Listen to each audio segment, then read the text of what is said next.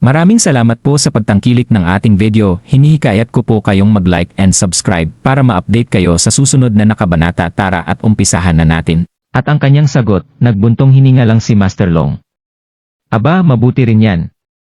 Mas mahusay na hayaan na lang natin si Xiao na mabuhay ng masaya. Gayunpaman, kahit na hindi namin nakipag-ugnay sa court sa loob ng maraming taon, ang aming pamilya ay nagpatuloy pa rin sa pag-unlad, sabi ni Joel. Manalo ka. Pero syempre, ipagpalagay ko na si Court ay hindi kailanman naglunsad ng isa pang pag-atake sa amin dahil ang kanyang ama ay namatay hindi nagtagal.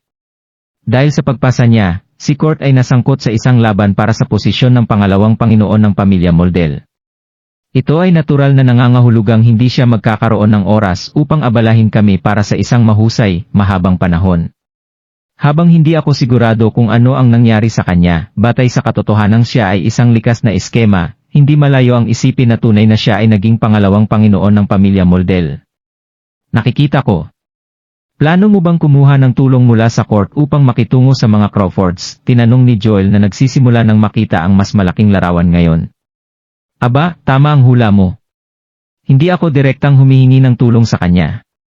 Pagkatapos ng lahat, kung gagawin ko iyon, pagkatapos ay tulad ng sinabi ko na dati, ang katanyagan at pangalan ng Long pamilya ay magiging kasing ganda ng pagkasira. Tagumpay. Gayunpaman, kahit na mas mahusay kaysa sa pagkakaroon ng magkakapatid na Crawford na makuha ang aming pamilya. Magkaroon ng kamalayan na sa sandaling pinangunahan namin ang court, isang mahusay na gulo ang siguradong susundan. Gayunpaman, kung magulo ito, mas mabuti para sa atin. Positibo ako na kahit na ang maimpluwensya at makapangyarihang Crawfords ay hindi magkakaroon ng madaling oras sa pakikitungo sa kanya, mahigpit na idineklara ni Master Long. Pagkatapos huminga ng malalim, idinagdag niya, Joel, sumama ka sa akin. Inaanyayahan namin si Court Mordel sa bundok. Mga 3 araw na ang lumipas nang ang isang misteryosong pagdiriwang ay ginanap ng mga Crawfords na naninirahan sa North Bay. Ang partido mismo ay napaka-misteryoso na ang karamihan sa mga Crawfords mismo ay ipinagbabawal na dumalo dito. Minsan sa panahon ng pagdiriwang, 2 magagandang ginang ang kumuha ng pagkakataong maglakad sa labas ng manor. Natatakot ako na hindi pa ako nagkaroon ng pagkakataong magpasalamat ng maayos matapos mong ibigay ang iyong dugo upang maisab ang aking kapatid ilang araw na ang nakalilipas. Salamat sa iyo, ngayon ay nag-isip siya, sabi ng isa sa mga babaeng naglalakad sa tabi ni Gerald may ngiti sa labi. Tiyak na maligayang pagdating sa iyo, Mrs. L. Kung tutuusin, kumpara sa tulong sa amin na tatanggapin ng Crawfords mula sa pamilyang Moldel, ang ginawa ko ay walang kinalaman sa wala, sagot ni Gerald na ngumiti ulit. Ito ay tunay na isang pagkakataon na sa araw na sina Gerald at Lady Aleman ay pumunta upang bisitahin ang mga Moldel. Nalaman nila na si Winnie Moldel, ang pinakabatang ginang ng pamilyang Moldel, ay labis na nasugatan na siya ay wala ng malay. Ang mga Moldel ay naghahanap ng mataas at mababa sa lihim upang maghanap ng isang tao na may angkop na uri ng dugo upang maisabi ang kanyang buhay. Habang hindi mahirap para sa kanila na makahanap ng medyo magkatulad na mga uri ng dugo, ang mga Moldel ay lubhang mahigpit sa lahat, kahit na tungkol sa dugo. Sa kabutihang palad, ang dugo ni Gerald ay nakamit ang lahat ng kanilang mga pamantayan. Matapos ibigay ang kanyang dugo upang maisab ang buhay ni Winnie, naging mahina ang katawan ni Gerald. Ito ang dahilan kung bakit siya at si Lady Aleman ay nanatili sa pamilyang Moldel ng halos 1 linggo. Sa gayon, ang pagdiriwang ay nagpapatuloy pa rin sa loob, Miss Winnie at Mrs. L. Babalik ako sa loob upang maghatid muna sa mga panauhin, sabi ni Gerald habang tumalikod na siya para umalis. Habang papalayo siya, sinilip siya ni Winnie, ang ibang ginang na hindi pa siya tumingin sa buong pag-uusap nila ni Iselle. Bakit ganito ka ate? Though Gerald is from the external world, he still saved your life, palala ni Iselle habang nakatingin kay Winnie.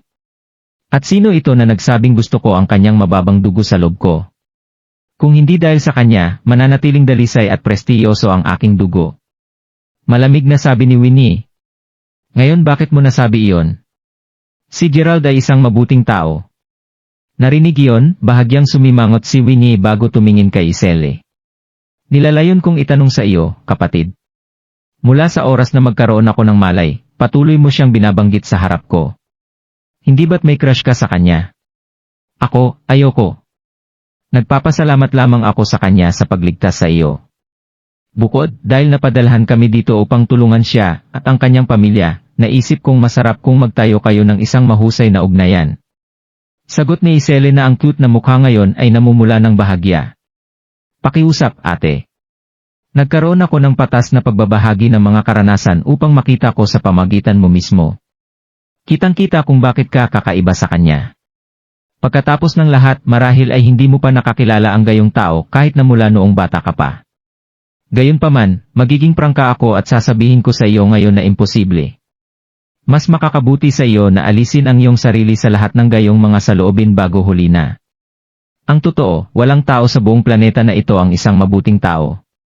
Lahat ng mga ito ay pantay na mababa at mabisyo. Ang pinakamahusay na basura. Hoy sis, alam kong sinaktan ka ni Nark minsan pero tingnan mo ang asawa niya. Siya ay isang materialistang tao. Sabi ni Isel. Galit na tinitigan siya ni Winnie. Manahimik ka? Ilang beses ko bang sinabi sa iyo na huwag mo akong paalalahanan sa kanya? Huwag mo man lang akong masimulan sa babaeng iyon. Oo, ta. Alam ko, sis. Alam ko kung gaano mo kamuhian ang kinatatakutang babaeng iyon. Sumusumpa ako na hindi ko na ulitin ito. Nangingilid ang mga mata ni Isele habang nagsasalita. Napagtanto na siya ay naging napakasungit, hinimas ni Winnie ang ulo ni Isele at sinabi, sinusubukan lang kita. Ang lalaking iyon ni Gerald ay kumakalat ng pera. Mayroon lamang siya kung ano ang nais ng lahat ng materialistang tao. Pero hindi siya karapat-dapat na magkaroon ng anumang ugnayan sa aming pamilya. Narito lamang kami upang tulungan siya sa ngalan ng anak ng aming Panginoon na tuparin ang aming pangako sa kanila. Kami, ang mga moldel, hindi katulad ng ibang bahagi ng mundo, sineseryoso ang aming mga pangako. Kaya, kahit kaunting nararamdaman kay Gerald, walang paraan na magkasama kayong dalawa. Tiyak na tatayo ako laban dito. Mayroong isang sulyap ng paghamak na sumisilip sa mga mata ni Winnie. Oh, naiintindihan ko. Ibinaba ni Isele ang kanyang ulo. Ngunit, hindi imposibleng payagan kang manatili sa tabi ni Gerald. May paraan. Sabi ni Winnie. Ha? Anong paraan? Tanong ni Isel. 10 araw na ang nakalilipas ng unang dumating si Gerald, natagpuan ni Isele ang kanyang sarili na nagkakaroon ng damdamin para sa bata at buhay na tao. Matapos makilala siya at makinig sa mga kwento ng kanyang pakikipagsapalaran, mas lalong sabik si Isele na malaman ang nalalaman tungkol sa binatang iyon. Ang damdamin ng isang batang babae ay maaaring maging mahirap unawain kung minsan. Pagbagsak para sa isang tao na walang tula o dahilan, at pagkatapos ay galit sa tao sa parehong eksaktong paraan. Kung tinanong sa sandaling iyon kung talagang napakahusay ni Gerald o hindi, sasagutin niya ang hindi, ngunit gusto siya ni Isele anuman ang katotohanan na iyon. Palaging ganoon ang naramdaman ni Isele. Lumaki siya sa likod ng mga pader ng moldel at wala siyang pagkakataon na tuparin ang kanyang mga pantasya. Iyon ay isang simpleng trabaho. Gawin mo siyang isa sa iyong mga lingkod at hayaang sundan kanya. Sabi ni Winnie. Sa katunayan, mabubuhay siya ng mas mahabang buhay matapos na maging isa sa aming mga lingkod at ito ay isang bagay na mahirap mabili ng pera. Ayoko siyang alipin, sis. Bakit ang lumbay mo sa kanya? Pagkatapos ng lahat, siya ay tama na? Maliban dito, walang ibang mga kahalili. Huwag mo akong sisihin sa hindi ko pagsasabi sa iyo tungkol dito. Umalis si Winnie pagkatapos niyang matapos. Si Dylan ay nakikipag-usap sa pangatlong master ng moldel at ang katulong ng pamilyang moldel sa bola. Sa oras na ito, umaasa ako sa inyong lahat pagkatapos. Nakangiting sabi ni Dylan. Maligayang pagdating sa iyo, Master Crawford. Gagawin namin ang aming makakaya. Sigurado kaming umaasa na ang Crawfords at ang mga moldel ay nalulugod sa resulta ng aming pakikipagtulungan sa oras na ito. Ang pangatlong master ni Moldel, sinabi ni Parker Moldel. Sa palagay ko hindi ito magiging kasiyasya na parang hu. Biglang, isang 60 taong gulang na lalaki ang pumasok sa bulwagan kasama ang isang pangkat ng mga tao. Sino ka? Paano ka pumasok? Natigilan si Dylan nang makita ang matanda. Inaasahan mo bang pigilan ako ng mga walang kabuluhang brats na iyon? Ngini siya ng lalaki. Court, ano sa palagay mo ang ginagawa mo? Ngayon na nakikipagtulungan kami sa mga Crawfords, paano mo kayang igalang ang mga ito? Bumaril si Parker mula sa kinaupuan niya na may malalim na noo sa mukha. Nakikipagtulungan sa kanila. Hindi pwede. Malamig na tumugon si Court. Siya ay isang lalaki na mga nasa 60 anyos ngunit mukhang 50 lamang siya. Mayroon siyang isang pares ng matalim at maningning na mga mata na makagagawa ng isang pakiramdam ng hindi mapalagay sa taong tumayo sa harap ng kanyang tingin.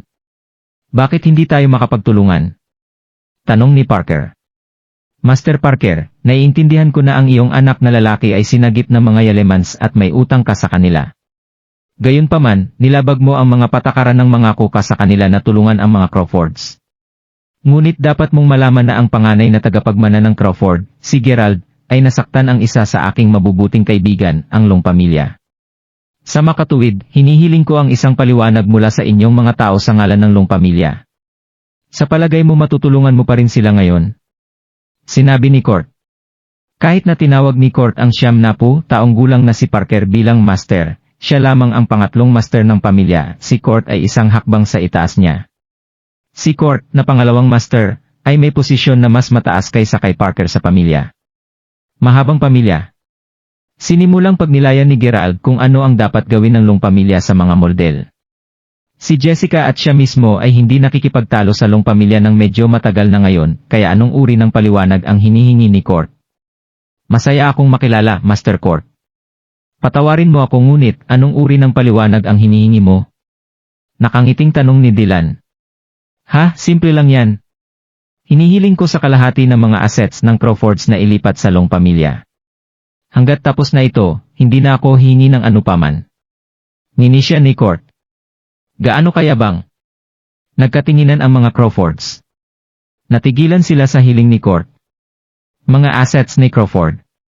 Ang kalahati ay sobra, kahit 1 milisimal ng halagang iyon ang magiging higit sa sapat para sa buong Long pamilya. Wala sa isip niya si Court. Tiyak na hindi siya naghahanap ng paliwanag ngunit sinusubukan na nakawan ang pamilya Crawford. Nakasimangot si Gerald. Master Crawford, mangyaring isalang-alang ang alok na ito. Kung ang aking mga kaibigan ay hindi nasiyahan, hindi ako sigurado kung ano ang pipilitin kong gawin upang mabayaran ang mga Crawfords para sa kanilang mga pagkakamali. Naniniwala akong hindi mo kukwestiyonin ang kapangyarihan ko, di ba? Ngumiti si Court habang sinabi.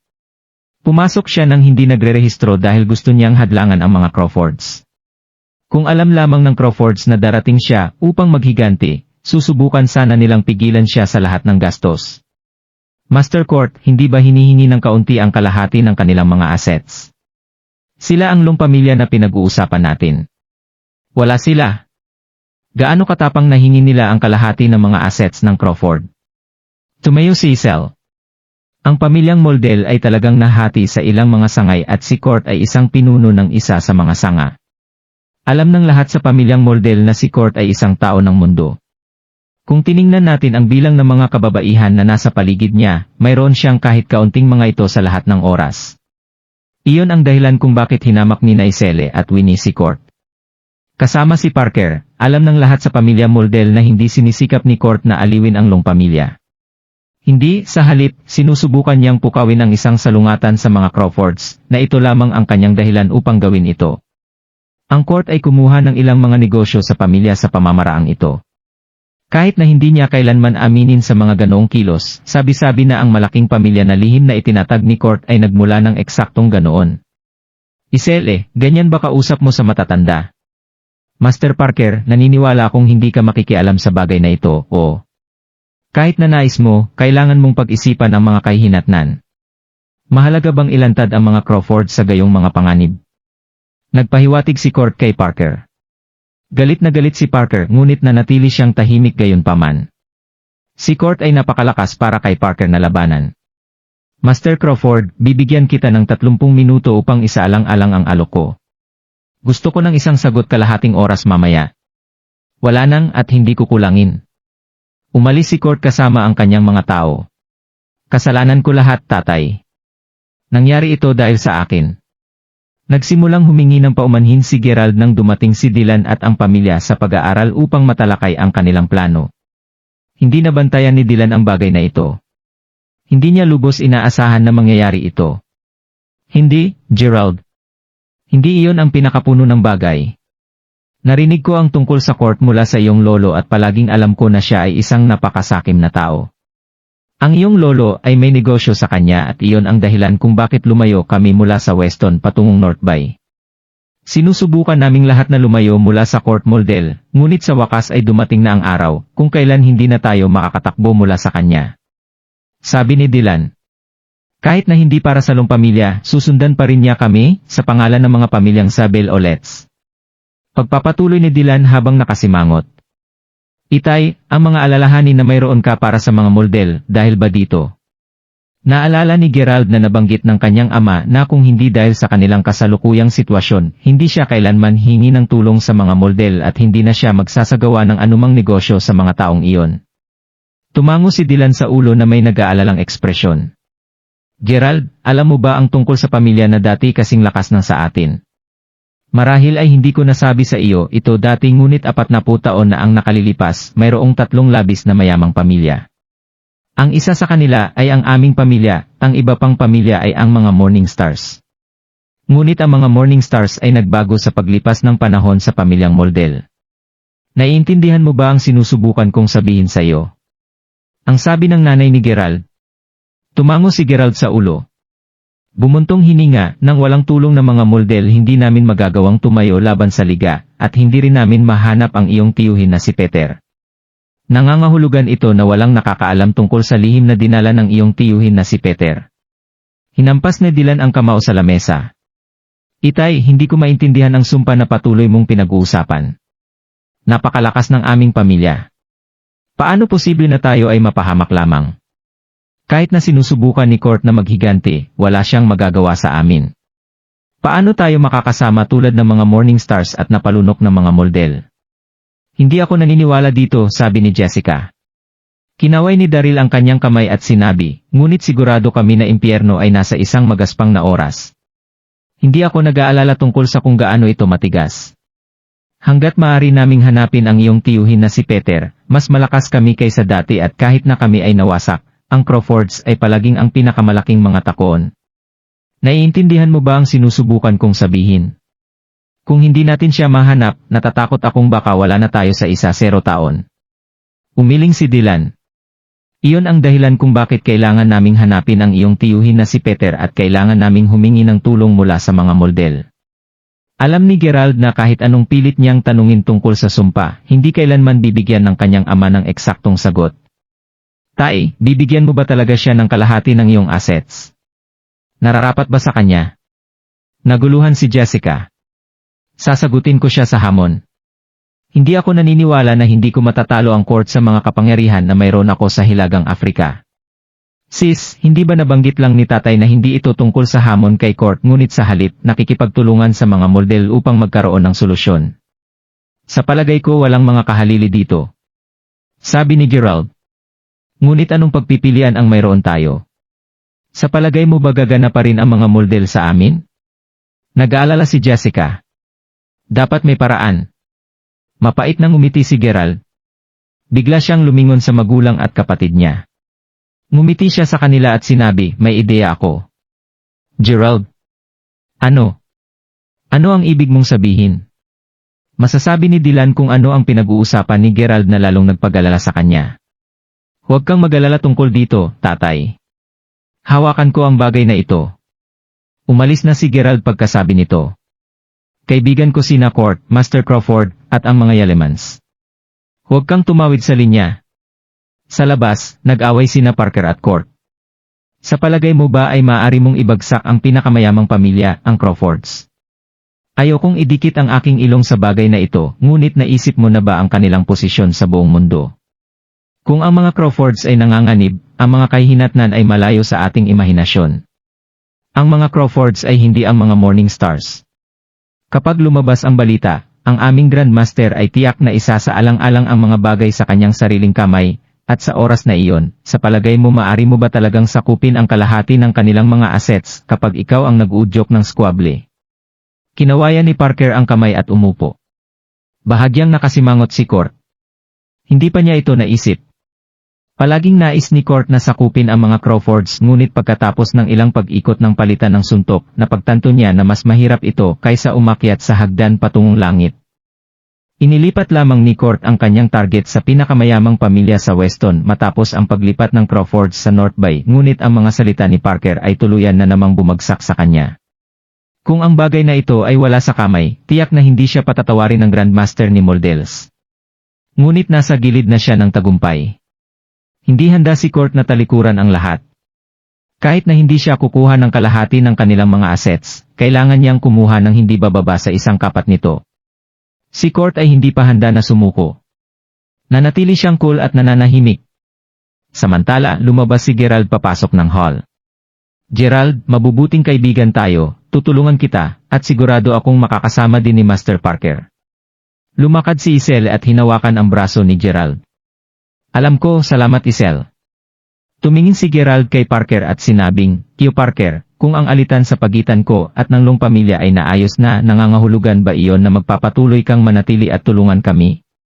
Hindi sigurado si Parker kung ano ang ibig sabihin ni Gerald doon, ngunit tumango siya at sinabi, hindi mo kailangang mag-alala tungkol doon. Ang iyong lola ay naisabi ang aking anak na taon na ang nakararaan at hanggat kayong mga tao, nais kong tumulong.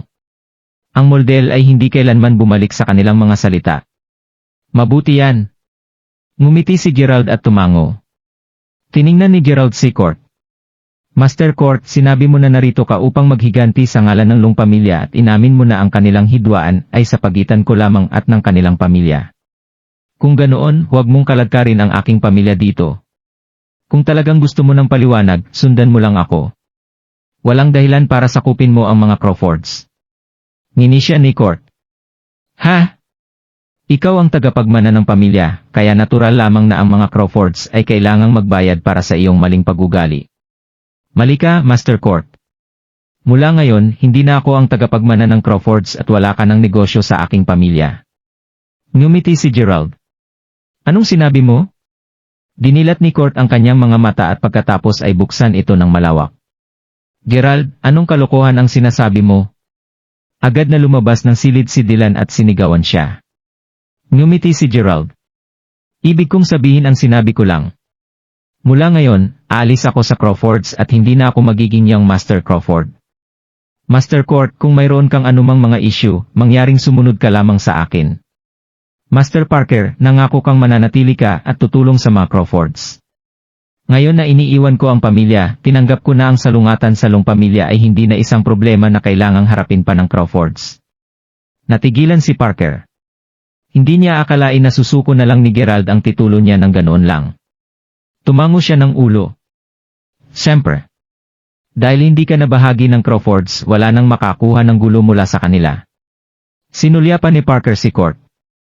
Binibigyan niya siya ng isang babala na huwag tumawid sa linya. Namumula ang mga mata ni Court sa sobrang galit. Ha? Iniiwan ang pamilya? Sa tingin mo ba talaga ang iyong bratias ay maaaring mabuhay nang hindi ka sinusuportahan ng iyong pamilya? Kahit na wala akong ginawa, ang iyong mga kaaway ay darating pagkatapos mo at kung magpasya ang mga Crawfords na makialam, ang iyong gawain ay walang kabuluhan. Iyon ay dahil susundan ko pa rin ang mga Crawfords. Huwag kang mag-alala tungkol diyan. Walang tutulong sa akin. Siyempre, pagkalabas ko ng bahay ng mga Crawfords, malugod kang hinahanap ako. Sabi ni Gerald. Kapatid. Nag-alala si Jessica nang marinig ang deklarasyon ni Gerald. Napatingin siya kay Dylan. Tay, sabihin mo? Bahagyang nakasimangot si Dylan at puno ng luha ang mga mata. Bahagyang kumibot ang labi niya. Dahil ang aking anak na lalaki ay kukuha ng responsibilidad at iwanan ang Crawfords para sa kabutihan, ako, bilang iyong ama, ginagarantiyahan na ang sinumang hawakan ka sa North Bay ay haharapin ang galit ng buong pamilya Crawford. Bang? Dinurog ni Dylan ang isang baso ng alak. Nagulat si Court. Ano ang pinagsasabi mo, tatay? Dylan, wala ka na sa isip mo. Anak natin yan. Nagpanik sina Jessica at Julia. Naguluhan si Dylan. Kung nanatili si Gerald, tiyak na makakahanap ng dahilan si Court upang hamunin ang mga Crawfords. Kahit na ang Crawfords ay may kapangyarihan upang labanan ang paulit-ulit na pag-atake ni Court, hindi may iwasan na sila ay masugatan din. Kung ang proseso ng kanilang pamana ay hindi sapat na matatag, imposible para sa kanila na ipagpatuloy ang kanilang paghahanap para sa Sun Leagoy. Gaano katagal makakaligtas ang Crawfords kung walang kapayapaan? Ang pag-alis ni Gerald ay maaaring bumili ng ilang oras sa Crawfords at perpektong nalalaman ito ni Dylan. Gayunpaman, sa pamagitan ng pag-iwan ng proteksyon na inalok sa kanya ng kanyang pamilya, ang landas ni Gerald ay magiging mas malakas at mas mahirap daanan. Parehong hindi papayagan ni Court at ng Long pamilya si Gerald na madaling madulas. Mahigpit na hinawakan ni Dylan ang kamao. Nahihirapan siya sa kanyang puso nang sabihin niya ang mga salitang iyon. Wow! Hindi kailanman alam na iiwan ni Dylan Crawford ang kanyang sariling anak kaya kaagad pagdating sa pag-push. Sumimangot si Court. Inisya niya, marami pang darating. Master Parker, ililigtas kita ng ilang mukha ngayon. Naalala ko ang mga Crawfords mula ngayon. Kinawayan niya ang kamay niya at umalis na. Ibinigay ni Dylan ang kanyang sariling anak upang protektahan ang mga assets ng kanilang pamilya. Kung magpapatuloy na bumababa, maaring mapilitan siyang gumawa ng kahit na mas nakakabaliw. Kung ang mga Crawfords ay dapat labanan sila sa kanilang buong lakas, hindi magkakaroon ng pagkakataon si Court. Sa makatuwid, hindi magandang ideya para sa kanya na magtagal. Kahit na ang paalam ni Gerald ay hindi nagbigay sa kanya ng dahilan upang umatake, alam ni Court na siya pa rin ang magiging susi sa paglunok ng buong pamilya Crawford at hindi siya gaanong nahimatay. Siya kaliwa sa tamang panahon.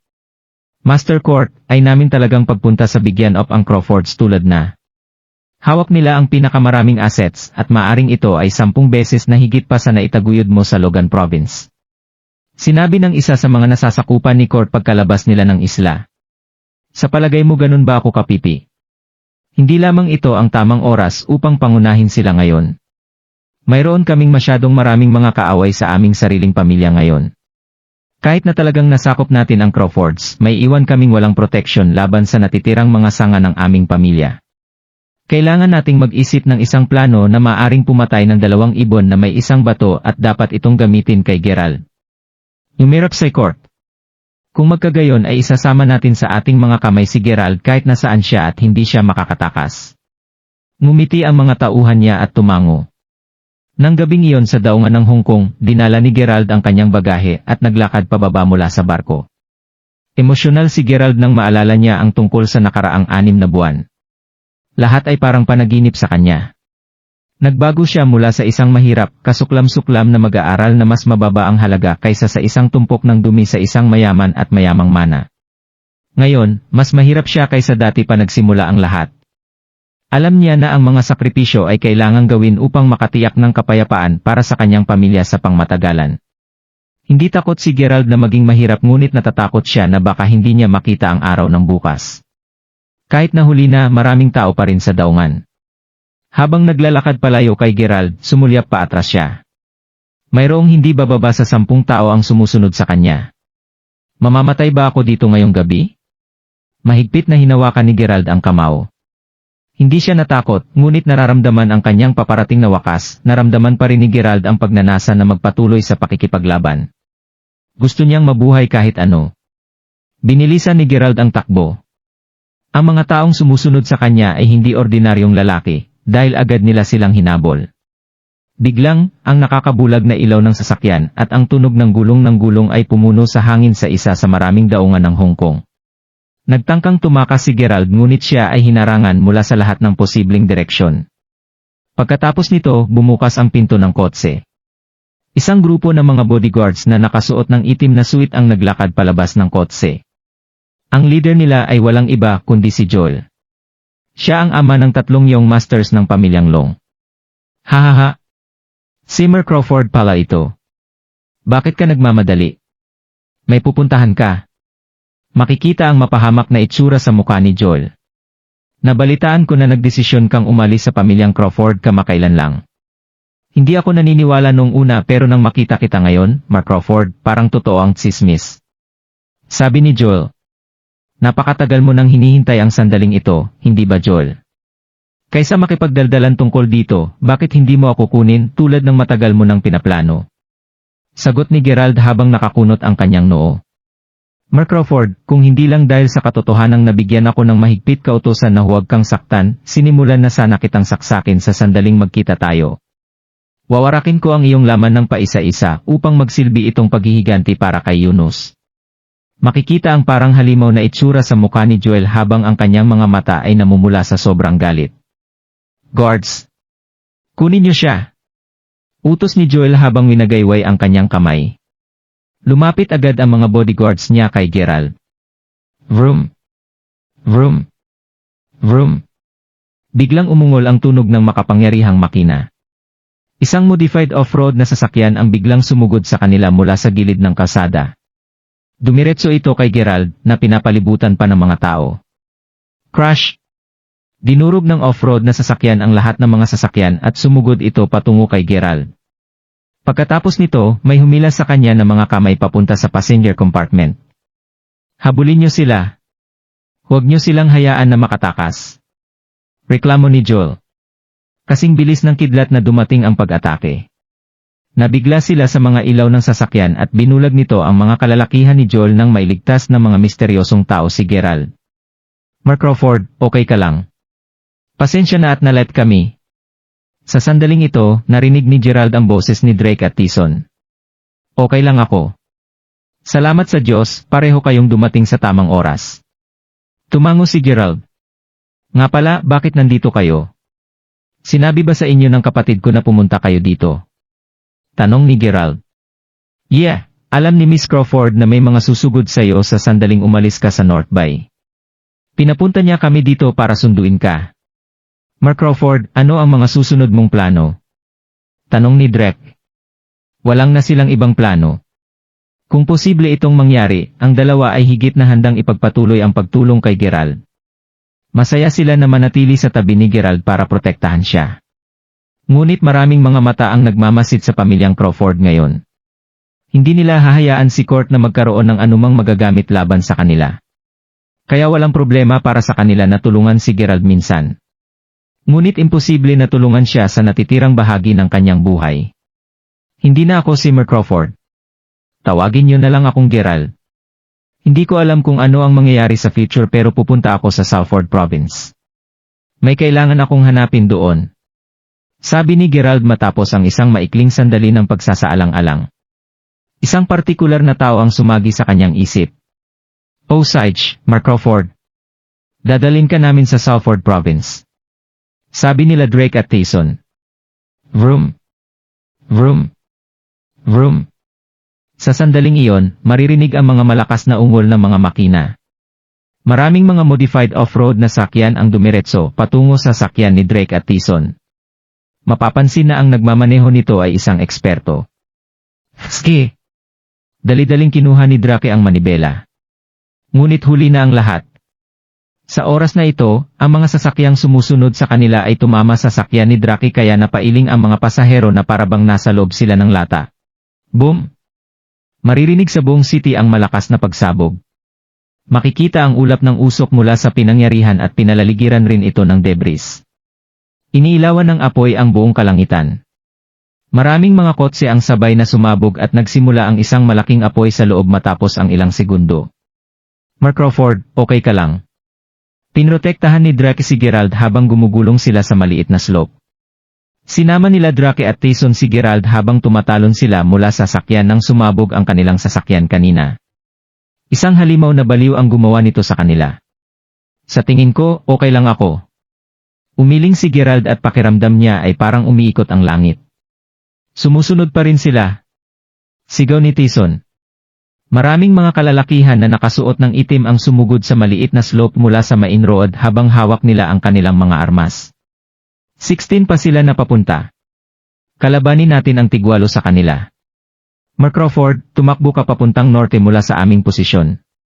Hinihintay ka na ni Merlyle sa gilid ng bundok sa norte. Kami nang bahala dito. Nandito din si Zack. Naantig si Gerald sa pagkusa na ito. Sa oras na iyon, alam niya na magiging kaguluhan lang siya kay Drake at Tyson kung magpapatuloy siyang manatili doon. Hindi niya sinayang ang kanyang oras sa mga hindi kinakailangang mga paalam.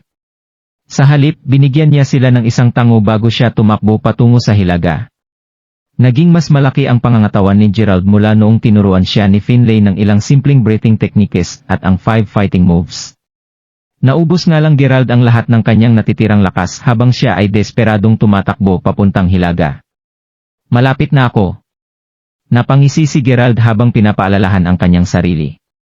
Gayunpaman habang tumatakbo siya, lalo namang dumilim ang paligid. Sa isang punto, lahat ng nasa harapan niya ay binalot na ng nakakabulag na kadiliman. Biglang nakaligtaan ni Gerald ang isang hakbang. Nadapa siya at nahulog sa kanyang muka. Naging magulo ang pag-iisip niya nang mahulog siya na tulad ng iyaang sako ng patatas. Sa isang saglit, isang malakas at nakakasilaw na ilaw ng kotse ang nagbulag sa kanya. Maraming mga bodyguard na nakasuot ng itim ang lumapit at hinawakan sa leg si Gerald. Tiningnan ni Gerald ang mga plaka ng mga kotseng ito. Ang mga kotseng ito ay pagmamay-ari ng pamilyang Long mula sa Yanken. Ito na ang katapusan ko. Wala na akong ibang pupuntahan ngayon. Ipinikit ni Gerald ang kanyang mga mata at doon niya nalaman na dumating na siya sa pagtatapos ng kanyang paglalakbay. Bitawan mo siya. Lalo siyang naging desperado nang marinig niya ang isang pamilyar na boses ng babae. Bumukas ang talukap ng mata ni Gerald upang kumpirmahin ang kanyang hinihinala. Xavier? Nagtatakang sinabi ni Gerald. Si Xavier ay naglakad papunta kay Gerald at pinatong ang kanyang mga kamay sa dibdib. Humph! Gerald, hindi mo ba inakala na mapupunta ka sa akin? Malamig na tinanong ni Xavier. Hindi ko inasahan ito, sagot ni Gerald habang nakangiti. Gerald, ang galing mo. Ikaw ang iyong master ng pamilyang Crawford, mayroon ka bang ideya na nainggit ang mga tao sayo? Isang salita mula sayo at ang buong pamilyang Long ay mawawala sa mapa. Malaking sorpresa na makita ang iyong nakakaawang maliit na mukha dito, sabi ni Xavier. Nandito na ako sayo, bakit hindi mo na lang ako ibalik sa bahay ko para makuha mo ang lahat ng benepisyo sa pagkuha sa akin? Hindi mo kailangan na sayangin ang oras mo para sabihin ang lahat ng iyon. Sa wakas, dumating na ang pagkakataon na makapaghiganti ka. Sumagot si Gerald kasunod ang pilit na tawa. Sampal? Tinaas ni Xavier ang kanyang kamay at sinampal si Gerald sa kanyang mukha. Sinasabi mo ba sa akin na manahimik na ako? Makinig ka sa akin ngayon, magsasalita ako kung gusto kong makipag-usap. Ako ang leader dito. Gerald, alam mo ba kung gaano ako katagal naghihintay para sa sandaling ito? Naghintay ako ng mahabang panahon para sa araw kung saan tatayo ka sa harap ko habang nakayuko ka. Sampal? Binigyan ulit ni Xavier si Gerald ng isang sampal gamit ang likuran ng kanyang kamay. Hahaha. Sinuko ko na ang lahat nung nasa Salford Province tayo. Nanghingi ako sa iyo ng kapatawaran, pero paano ka sumagot? Mapagmataas, mayabang, parang umakyat ang ulo mo sa langit at hindi mo ako pinansin ng buong buo. Napakaraming beses mo akong sinaktan, pero naalala mo ba kung sino ang nanatili sa tabi mo noong ikaw pa rin ang itinuturing na isang mahirap na estudyante sa university? Sino ang babae na nanatiling nakahawak sa kamay mo kapag naglalakad ka sa campus, kahit na kinukutya ka ng lahat ng tao sa paligid mo? Sino ang nag-iisang tao na hindi ka minamaliit noon? Sampal? Ang mga mata ni Xavier ay namumula habang naluluha siya nang sinabi niya, ako. Pero ano ba ako sayo? Paano mo ako tinatrato nang makuha mo ang kaunting kayamanan at nang sumikat ka lang? Naging miserable ako na tulad ng isang aso na kailangang umikot para lang makahingi ng pagkain. Kahit si Felicity na palagi kang iniinsulto at minaliit ka, pero pinili mo siyang tulungan nang humingi siya ng tulong. Paano naman ako? Ano ang nangyari nang kailangan ko ng tulong mo? Pinabayaan mo ako. Sabi ni Xavier. Perpekto na ngayon ang pagkakataon na ito. Iniwan mo na ang pamilyang Crawford. Sa wakas, hindi na ako natatakot na sabihin sa iyo ito. Kahit na gusto mong makatakas, magagawa mo ba talaga ito? Kahit na makakatakas ka talaga mula sa mga mahigpit na pagkakahawak ng pamilyang Long, nandyan pa rin ang pamilyang Moldel at ang pamilyang Linwood. Ang buong mundo ay susugod para umatake sa iyo. Ikaw ay isang malungkot na patapon, wala kang pinagkaiba noon. Ang dami ko nang sinabi. Kaya bakit hindi ka magsalita? Sagutin mo ako.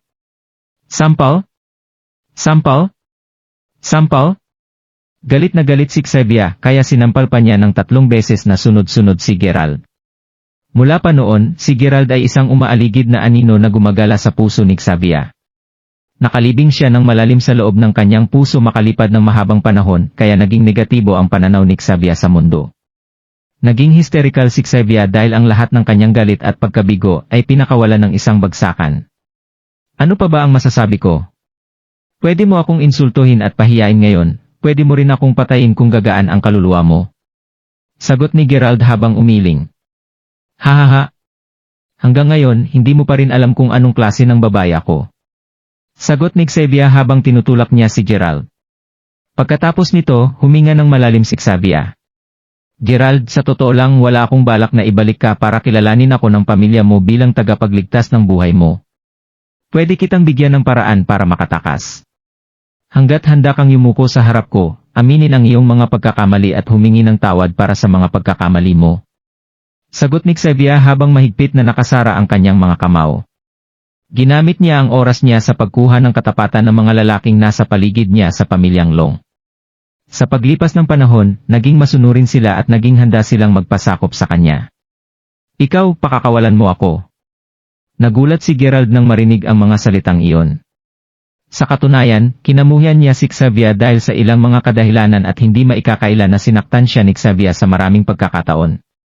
Naisip ni Gerald na may hirapan lang rin siya sa kamay ni Xavier kaysa mahuli siya ni Joel at ng kanyang mga tauhan. Gayunpaman, lumabas sa bibig ni Xavier na pakakawalan siya nito. Para naman kay Xavier, ayaw niyang makita na mamatay si Gerald kahit na sobra niyang kinamumuhian ang lalaki at gusto niyang magdusa ito. Halo-halong komplikadong damdamin ang nararamdaman niya. Ayaw niyang maging maayos ang buhay ni Gerald, ngunit hindi niya rin kayang makitang nasasaktan ang lalaki. Hanggat handa kang humingi ng tawad sa akin, at hanggat kaya mong paantigin ang puso ko, pakakawalan kita. Sagot ni Xavier. Nag-isip ng maigi si Gerald. Kinumpara niya ang walang puso na trato sa kanya ni Xavier noon at ang kalupitan ng babae na ito sa kanya, sa nakakagulat na opsyon na binibigay sa kanya ng babaeng ito. Naparalisa si Gerald ng pagkakasala habang iniisip niya ang nakaraan. Osage, Xavier. Kung talagang papakawalan mo ako. Xavier, gusto kong manghingi ng tawad sa iyo sa pagmamaltrato at sa lahat ng mga maling nagawa ko sa iyo noong nakaraan. Hindi ko makakalimutan ang kabutihan na pinakita mo sa akin ngayon. Ang cheesy naman. Oh, umalis ka na? Lumingon si Xavier ang ulo niya upang tumingin habang nakakross arm siya sa harap ng kanyang dibdib. Nagsimulang gumawa ng paraan ang kanyang mga tauhan para makaalis na si Gerald. Tumango si Gerald habang nakatingin kay Xavier bago siya tumakbo palayo. Sandali lang. Biglang sumigaw si Xavier para pigilan si Gerald. Anong problema? Tanong ni Gerald. Gerald, hindi ako sigurado kung magkikita tayo ulit tayo sa hinaharap kaya gusto ko lang ipaalam sa'yo kung gaano katindi ang kapangyarihan ng pamilyang Moldel. Bukod pa dito, hindi ito ang una o pangalawang beses na nagplano ang pamilyang Moldel na ibagsak ang pamilyang Crawford. Hindi ka nila hahayaan na makatakas lang dito. Kailangan mong maging mas maingat mula ngayon. Ang pamilyang Long ay naging isang lapdog na lamang na nagtatrabaho para sa pamilyang Moldel. Pahabulin mo sa iyo ang lahat kung gusto mo, pero sigurado na mahabol ka nila sa susunod. Kung nakayanan mo man makatakas, pinapayuhan na kita ngayon na mamuhay nang hindi pinapakilala ang totoong pagkatao mo. Mas makakabuti kung hindi ka magpapakita sa pamilyang Crawford mula ngayon, anuman ang mangyari, sabi ni Xavier. Naiintindihan ko. Salamat, Xavier. At huling bagay. Alam mo ba kung bakit hinayaan kong makawala ka? Tanong ni Xavier. Bakit? Kasi pagkatapos kong maranasan ang maraming bagay, sa wakas ay napagtanto kong mahal mo talaga ako ng buong puso mo noon. Ngayon ko nalaman na ako ang nabigong pahalagahan ang pagmamahal mo noon. Sabi ni Xavier habang unti-unting namumula ang kanyang mga mata. Okay lang. Alagaan mo ang sarili mo, okay? Aalis na ako. Pagkatapos niyang magsalita, lumingon si Gerald at sumugod sa ilalim ng madilim na gabi. Makalipas ang 7 araw. Sa isang construction site na matatagpuan sa isang maliit na county sa Salford Province. Panahon na para sa sahod. Ikaw, $23 para sa'yo. Ingatan mo ito. Ikaw, $14. May isang matabang foreman na may perpektong bilog na tiyan ang namamahagi ng pang-araw-araw na sahod sa ilang mga middle-aged na kalalakihan at kababaihan. Nakatayo sa tabi nila ang isang binata na namumukod tangi sa kanila. Ang iba naman ay nakatanggap ng $23 bilang kanilang pang-araw-araw na sahod. Gayunpaman, $14 lamang ang natanggap ng binata. Dumura ang foreman sa kanyang mga daliri habang binibilang ang cash upang matiyak na tama ang halaga na may bibigay niya. Teka lang. Hindi ba nagkasundo na tayo bago ako pumunta dito? Hindi mo ako kailangang bayaran ng $23 sa isang araw, pero hindi ba nagkasundo tayo ng $16 per day? Tanong ng binata. Nang ina. Nakalimutan mo na ba ang pagkain kinain mo kaninang hapon? Kinukuha talaga ang $2 mula sa sahod para sa pagkain mo. Pero ang tanghalian kanina ay 2 piraso lang ng mga biskwit at binabawas mo ang $2 sa akin. Hoy! Binigyan lang kita ng ilang trabaho dahil ikaw ay mukhang isang matapat at disenteng binata. Bibigyan lang kita ng $14 kada araw. Nasa sayo na kung gusto mo itong kunin o hindi. Wala kang magagawa kung hindi kita babayaran ng kahit 1 sentimo. Sa oras na ito, biglang may nagsalita. Ha? Bakit parang pamilyar ang trabahador na iyon? May isang mag-asawa na magkahawak sa kamay ang naglakad sa lugar na ito kasama ang iba pang mga tao. Pamilyar? Rockwell, may problema ba sa mga mata mo? May kilala ka bang manggagawa na tulad niya? Iritable na sinabi ng isang lalaki na nakasuot ng mamahaling mga damit. Hindi. Hindi pamilyar talaga siya. Siya ay isang mabuting kaibigan ng nabangkrop kong ex-boyfriend. Nakakahanga ang reputasyon niya noon. Hindi ako pwedeng magkamali. Siya ngayon. Seryoso ka? Tanong ng lalaki. Naglakad ang dalaga papunta sa pamilyar na trabahador. Gerald, ikaw nga talaga iyan. Mabilis na nakilala ng dalaga ang binatang trabahador. Mayroong mga pahiwatig ng pangungutya at pandidiri sa mukha ng dalaga. Tama iyan. Ang binatang ito ay walang iba kundi si Gerald. 7 araw ang nakalipas nang magpasya si Xavier na pakawalan siya noong gabing iyon. Dumating ang punto na nakipagtagpo na sa kanya si Zack at marami siyang nakaharap na mga panganib, ngunit sa wakas ay nakarating siya sa Salford Province. Ang unang ginawa ni Gerald ay pumunta sa countryside upang hanapin si Uncle Quick. Kung sa bagay, alam ni Gerald kung nasaan ang bahay ni Uncle Quick. Gayunpaman, sinabi sa kanya ng mga villagers na ilang araw na mula nang umalis si Uncle Quick sa kanilang village.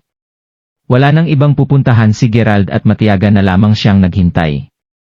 Kulang rin siya ng pera kaya wala siyang pagpipilian kundi ang pumunta dito para kumuha ng isang part-time na trabaho. Naisip din ni Gerald na maghanap ng isang ligtas na trabaho. Gayunpaman, napaligiran siya ng kanyang mga kaaway nang makarating siya sa Mary City at doon nawala ang kanyang ID card at lahat ng meron siya. Bukod pa dito, nagpadala si Court ng iba't ibang mga businestikoon para alamin ang kanyang kinaroroonan. Kaya napilitan si Gerald na iwasan ang mga lugar na masyadong formal. Walang ibang pagpipilian si Gerald kundi ang pumunta at magtago sa mga nasabing lugar. Dito niya natikman ang pakiramdam ng pagiging homeless na outcast. Rockwell. Nakilala rin agad ni Gerald ang dalagang ito. Siya ang girlfriend ni Marvin na marunong sa taekwondo. Noong nakaraang araw nalaman ni Gerald sa internet na kasunod ng kanyang pagbagsak, ang travel company ni Marvin ay bumagsak na din. Isang perpektong halimbawa ng isang rippling effect. Hahaha. Hindi ko talaga inasahan na makasalubong ka dito. O bakit? Narinig ko na ang kumpanya na binigay mo sa mataba na iyon ay nagsara na. Narinig kong nagtatrabaho siya bilang isang nakakaawa na munting tour guide ngayon. Haha. Tingnan mo naman ikaw. Mas malala ka pa kumpara sa kanya.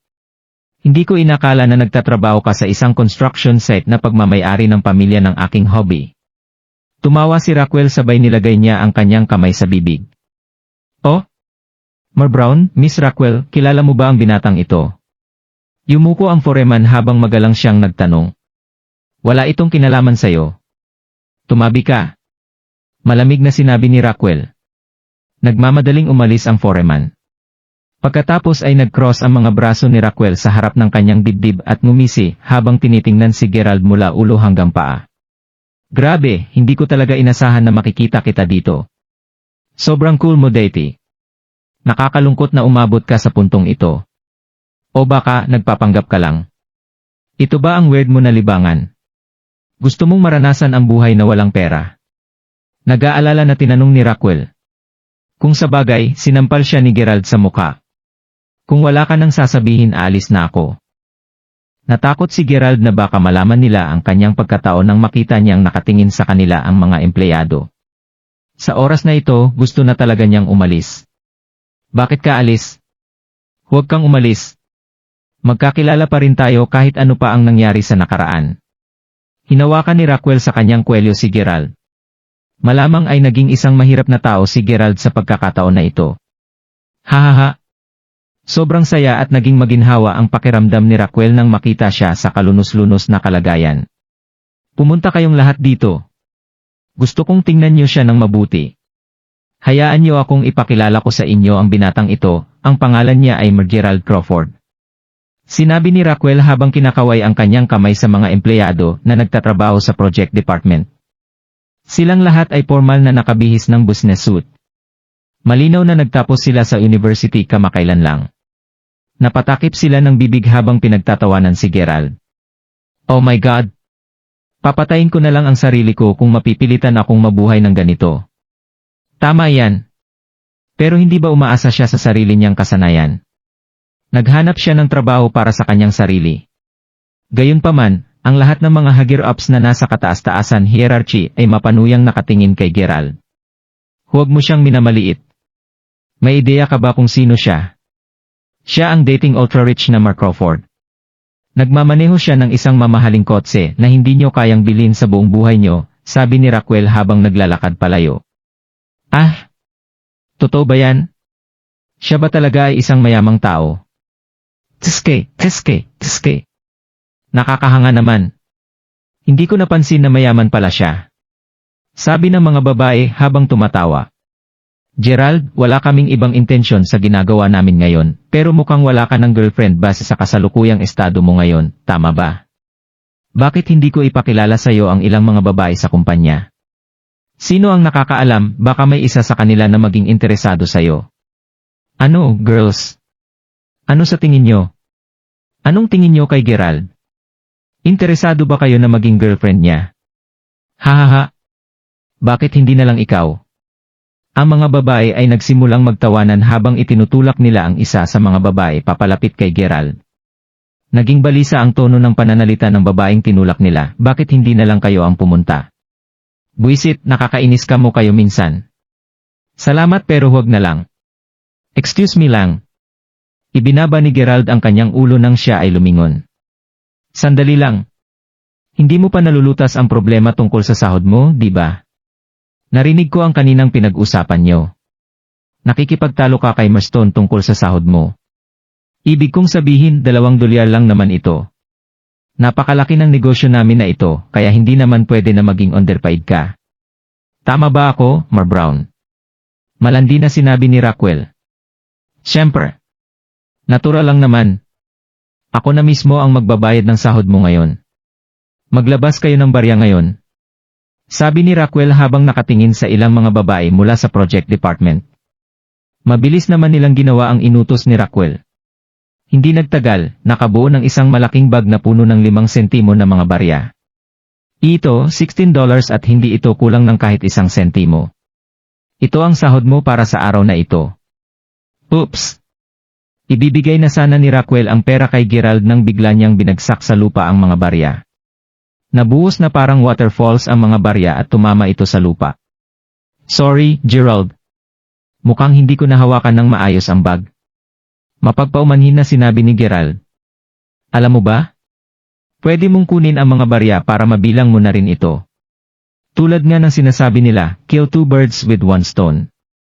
Pagkatapos nito, huminga ng malalim si Raquel bago niya isinubo ang bottled water na hawak niya.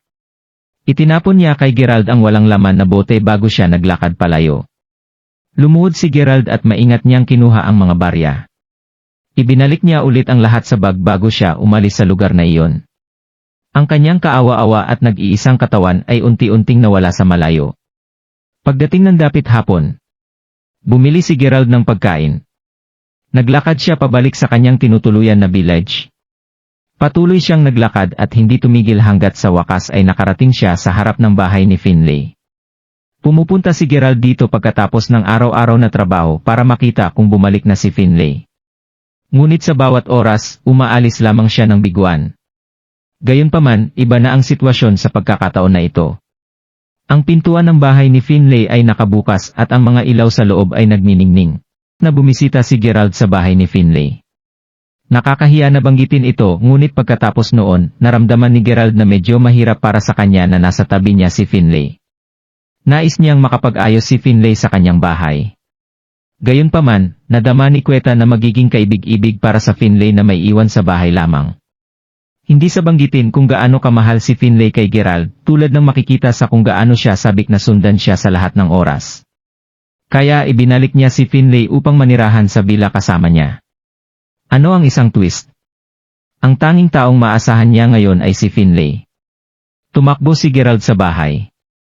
Nakita niya ang isang mesa na puno ng mga masasarap na pagkain sa mesa sa gitna ng silid. Uncle Quick, nandito ka ba? Tanong ni Gerald. Sino ito? Sa sandaling ito, isang babaeng nasa gitnang may edad na may suot na apron ang lumabas mula sa silid sa tabi ng pintuan, na may hawak na isang steaming hot dish sa kanyang mga kamay. Si Gerald ay nahuli. Ako. Naghahanap ako ng uncle mabilis. Mabilis si Finlay.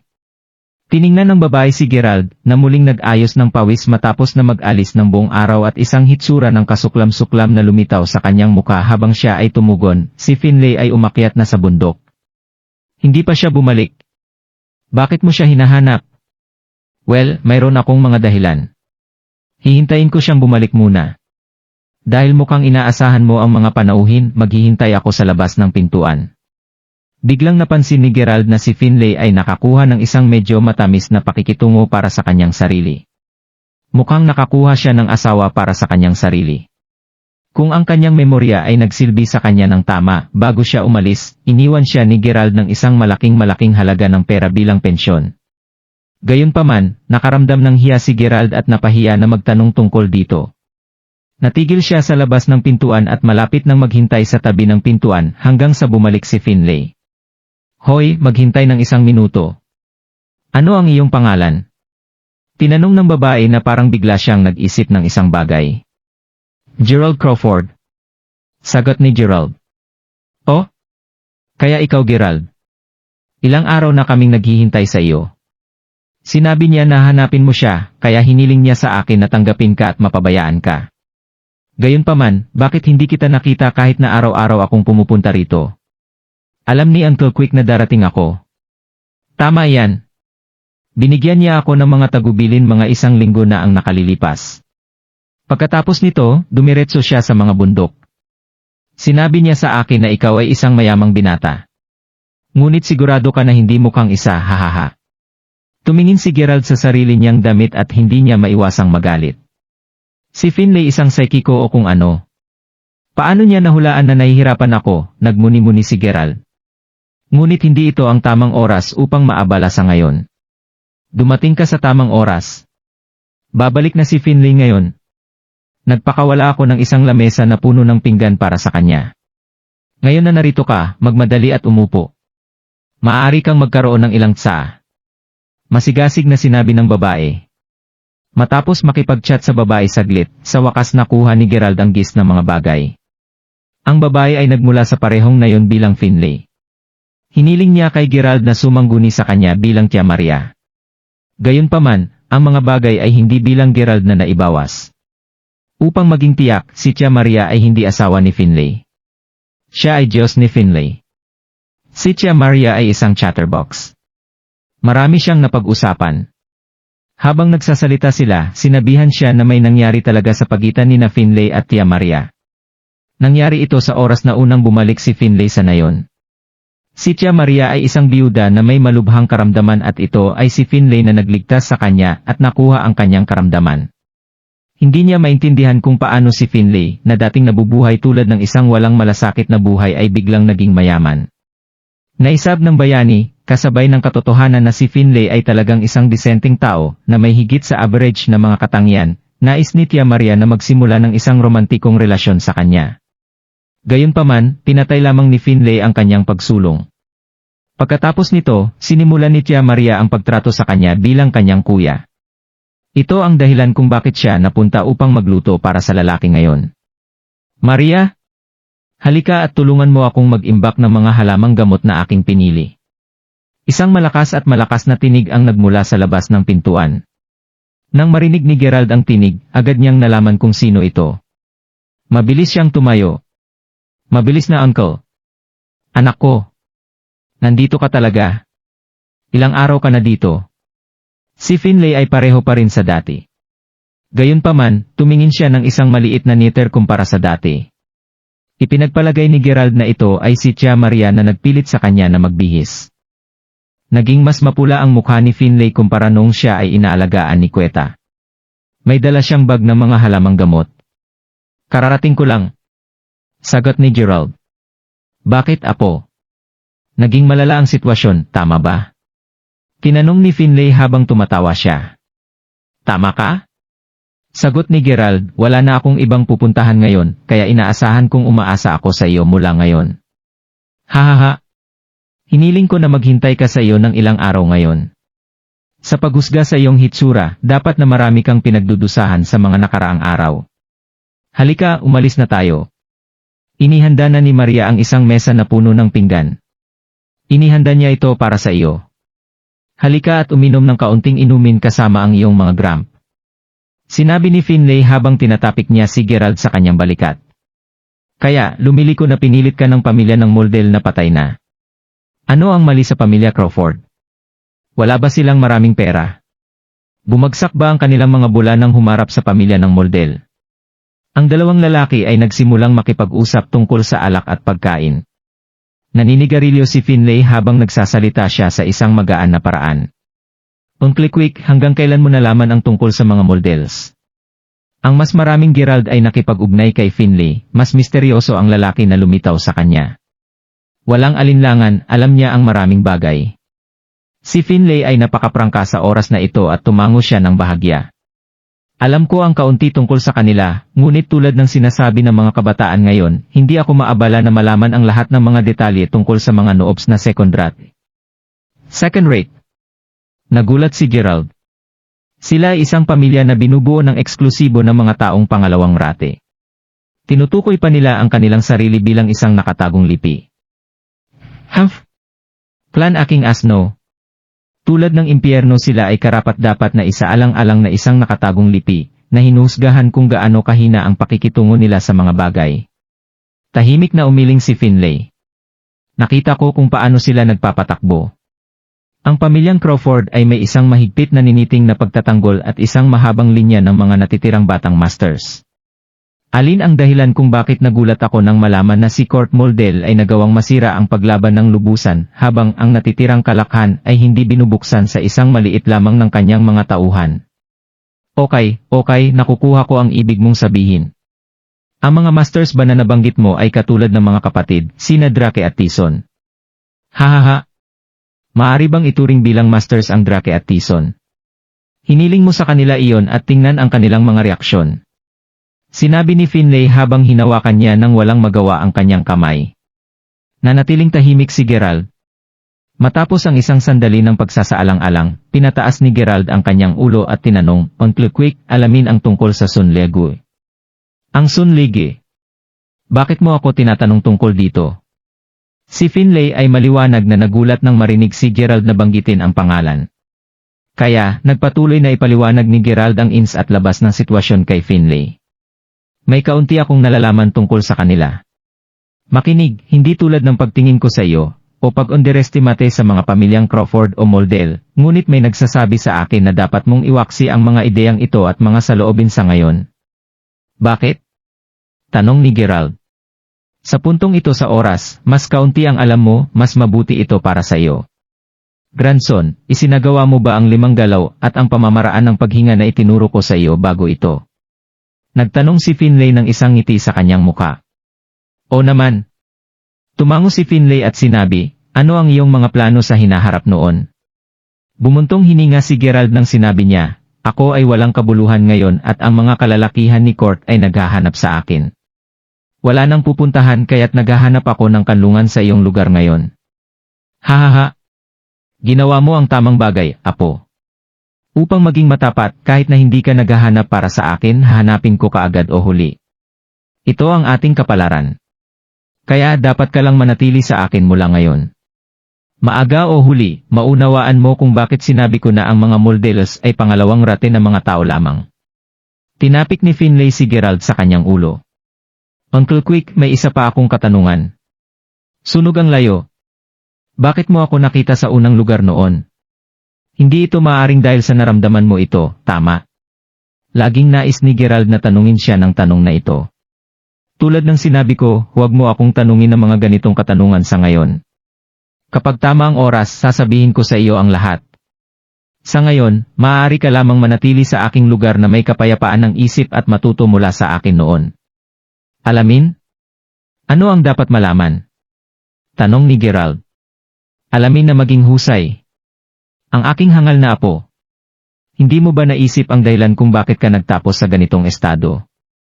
Kung mayroon kang naangkop na mga kasanayan, papayagan mo bang habulin ka ni Court tulad ng isang aso? Naalala ko na sa iyo ang tungkol sa bagay na ito nang umalis ako noon. Sagat ni Finlay. Tama yan. Nang umalis si Finlay noon, sinabi na niya kay Gerald na ang pera ay hindi malulutas ang lahat. Kailangan din niyang maging may kakayahan sa ibang mga aspeto. Gayunpaman, walang oras si Gerald upang kunin ang mga iba pang kasanayan. Akala niya hindi kinakailangan. Ito ay lamang kapag si Court ay pangangaso sa kanya ay napagtanto niya na bukod sa pera, wala siyang makabuluhang bumubuo sa kanyang pagkakakilanlan sa nakaraan. Unklikwik, ano ang kailangan kong malaman? Tanong ni Gerald. Kailangan mong malaman ang lahat ng alam ko. Maingat mong gamitin ang iyong oras. Gerald, ang iyong pangangatawan ay pwede na. Sa nagdaang 7 araw, nakakakuha ako ng mga tiyak na halamang gamot para sa iyo, pang maligo upang maaari mong mabawi ang iyong lakas at kasiglahan. Bukod doon, gagawa rin ako ng acupuncture sa iyo. Huwag kang mag-alala. Sa ilalim ng aking patnubay, hindi ito magtatagal bago ka maging master.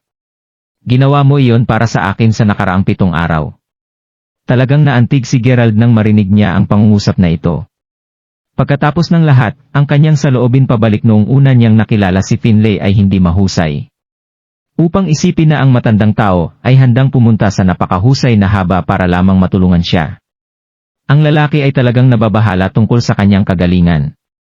Si Finlay ay hindi ang kanyang biyolohikal na lolo, ngunit nadama ni Gerald na mas malapit siya sa kanya kumpara sa kanyang sariling lolo.